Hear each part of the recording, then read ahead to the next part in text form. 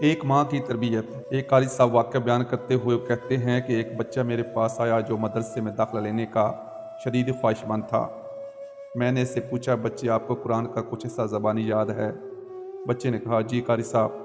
میں نے اس کا امتحان لیتے ہوئے کہا، پھر آپ مجھے 30واں پارہ سنائیں۔ اس نے مجھے 30واں پارہ زبانی سنا دیا۔ میں نے پوچھا، آپ کو سورۃ ملک بھی یاد ہے؟ اس نے مجھے سورۃ ملک بھی سنا دی۔ مجھے بڑا تعجب ہوا کہ اس چھوٹے سے بچے نے کم سنی کے باوجود قرآن کریم کا کچھ حصہ حفظ کیا ہوا ہے۔ میں نے اسے سورۃ مزمل سنانے کو کہا تو اسے وہ بھی یاد تھی۔ جوں وہ میرے سوالات کا جواب دے رہا تھا، میری حیرانی بڑھتی جا رہی تھی۔ میں نے سوچا کہ آپ اس سے بڑی صورتوں کے متعلق پوچھتے ہیں۔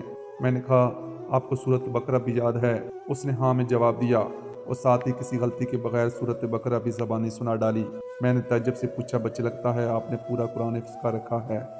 اس نے کہا، جی۔ یہ سنتے ہی میری زبان سے بے سختہ سبحان اللہ ماشاءاللہ کے الفاظ ادا ہونا شروع ہو گئے۔ میں نے اسے کہا، آپ کل میرے دفتر آ جائیے گا اور ساتھ اپنے سرپرست کو بھی لیتے آئیے گا۔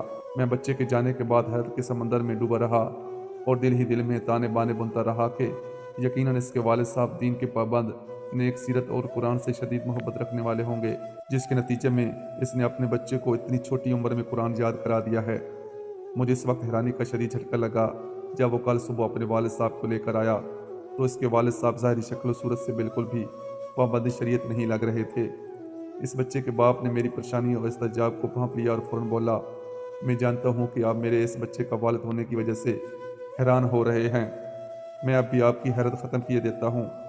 اصل بات یہ ہے کہ اس بچے کے حفظ قرآن کے پیچھے اس کی والدہ کا ہاتھ ہے، جو بچوں کی تربیت کے حوالے سے 1000 آدمیوں کے برابر ہے۔ آپ یہ بات سن کر مزید حیران ہوں گے کہ میرے 3 بیٹے ہیں اور سب قرآن کے حافظ ہیں۔ میری سب سے چھوٹی بیٹی 4 سال کی ہے اور وہ بھی 30واں پارہ حفظ کر چکی ہے۔ میری حیرانی انتہا کو پہنچ چکی تھی۔ میں نے پوچھا، یہ کیسے ممکن ہے؟ 4 سال کی بچی نے 30واں پارہ کیسے یاد کر لیا ہے؟ اس نے جواب دیا، بچوں کی والدہ کا طریقہ کار یہ ہے کہ جب بچہ بولنا شروع کرتا ہے تو وہ اسے قرآن یاد کروانا اور حفظ کرانا شروع کر دیتی ہے۔ وہ بچوں کا مقابلہ کرواتی ہے اور کہتی ہے کہ جو سب سے پہلے یہ سورت یاد کرے گا، رات کا کھانا اس کی پسند کا بنے گا۔ جو سب سے پہلے پارہ حفظ کرے گا وہ ویکنڈ پر اس کی پسند کی جگہ پر جائیں گے۔ جو سب سے پہلے قرآن ختم کرے گا وہ سالانہ چھٹیاں اس کے منتخب کردہ علاقے میں گزارے جائیں گے۔ یوں بچے اپنے شوق کی تکمیل کے لیے حفظ قرآن میں بڑھ چڑھ کر حصہ لیتے ہیں۔ جی ہاں، ایسی نیک ماں ہی گھر سنوارتی ہیں۔